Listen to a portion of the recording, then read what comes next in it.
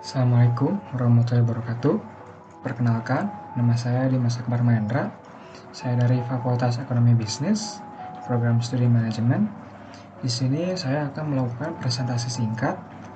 Video presentasi ini ditujukan untuk memenuhi tugas besar 2 mata kuliah Bahasa Indonesia. Dan topik dari presentasi yang akan saya sajikan hari ini adalah Bahasa Indonesia dalam Pembangunan Bangsa. Mari kita mulai. Ke topik pembahasan yaitu ada 2. Pertama, kedudukan dan fungsi bahasa Indonesia di NKRI, dan nomor 2, fungsi dan peranan bahasa Indonesia dalam pembangunan bangsa. Yang pertama, kedudukan dan fungsi bahasa Indonesia. Bagaimana sih kedudukan dan fungsi bahasa Indonesia bagi bangsa? Kedudukan dan fungsi bahasa Indonesia dalam pembangunan bangsa yakni sebagai perisai pemersatu yang belum pernah dijadikan sebagai sumber permasalahan oleh masyarakatnya yang berasal dari beragam suku atau daerah. Bahasa Indonesia berkedudukan sebagai bahasa nasional sejak dicetuskannya Sumpah Pemuda pada tanggal 28 Oktober 1928 dengan fungsi sebagai lambang kebanggaan, lambang identitas, lambang pemersatu, dan alat perhubungan. Selanjutnya, sebagai bahasa negara secara resmi berlaku sejak diundangkannya Undang-Undang Dasar 45 18 Agustus 1945 dengan fungsi sebagai bahasa resmi kenegaraan, pendidikan, perencanaan, pelaksanaan, pembangunan, dan iptek. Dan kedudukan bahasa Indonesia sebagai bahasa negara dan bahasa nasional dan negara yaitu kedudukan sebagai bahasa nasional itu ada 4. Dalam kedudukannya sebagai bahasa nasional yaitu bahasa Indonesia berfungsi sebagai pertama, sebagai lambang kebangsaan nasional, kebanggaan nasional. Yang kedua, sebagai lambang identitas nasional. Yang ketiga, sebagai alat pemersatu berbagai masyarakat. Yang keempat, sebagai alat penghubung antar budaya dan negara. Dan kedudukan sebagai bahasa dan negara.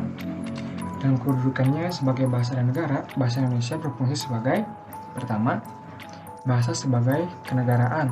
Yang kedua, bahasa sebagai pengantar resmi lembaga pendidikan. Yang ketiga, bahasa sebagai perhubungan pada tingkat nasional untuk kepentingan perencanaan dan pelaksanaan pembangunan serta pemerintah. Yang keempat, bahasa resmi di dalam pembangunan kebudayaan dan pemanfaatannya kepada ilmu pengetahuan serta teknologi modern. Yang kedua yaitu fungsi dan peranan bahasa Indonesia dalam pembangunan bangsa Indonesia.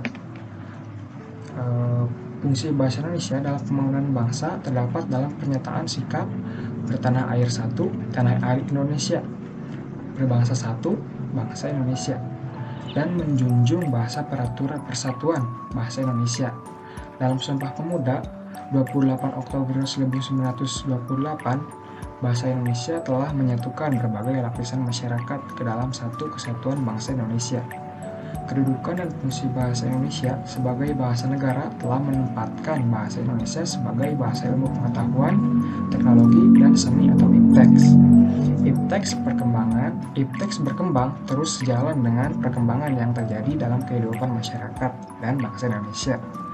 Perkembangan ipteks yang didukung oleh perkembangan teknologi komunikasi dan informasi seperti internet, email, e-business, e-commerce, TV edukasi, dan lain-lain melaju dengan sangat pesat, terutama memasuki abad ke-21 sekarang.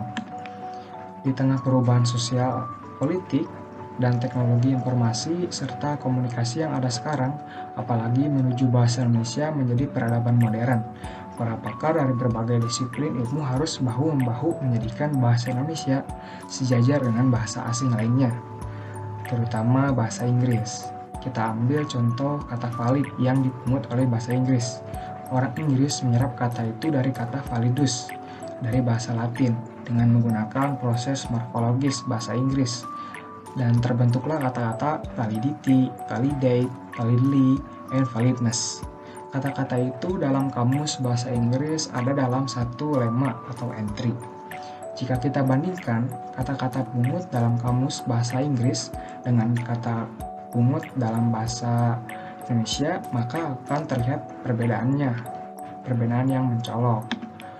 Dan fokus dan arah pembinaan bahasa Indonesia. Fokus dan arah pembinaan dan pengembangan bahasa Indonesia pada prinsipnya yakni pembinaan dan pengembangan bahasa sebagai upaya dan penyelenggaraan kegiatan yang ditunjukkan untuk memelihara dan mengembangkan bahasa Indonesia, bahasa daerah, dan pengajaran bahasa asing. Hal ini dilakukan supaya bahasa tersebut dapat memenuhi fungsi dan kedudukannya. Pembinaan dan pengembangan bahasa Indonesia difokuskan melalui usaha-usaha pembakuan agar tercapainya pemakaian yang cermat, tepat, dan efisien dalam berkomunikasi.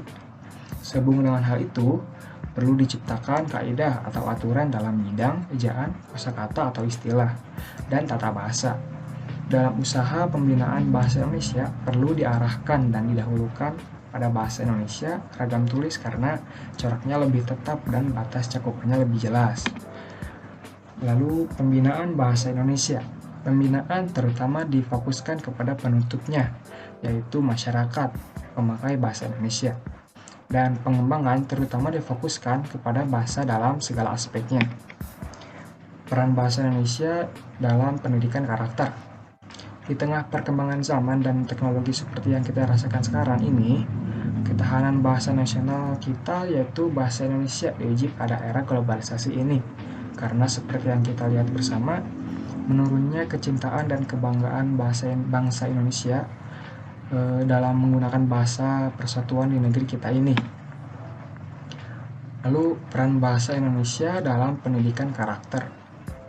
Bisa berkomunikasi dengan baik, peserta didik atau generasi muda dengan mempelajari bahasa Indonesia, maka diharapkan dapat berkomunikasi secara efektif dan efisien sesuai dengan etika yang berlaku baik secara lisan maupun secara tulisan. Lebih mengharapkan bangsa sendiri.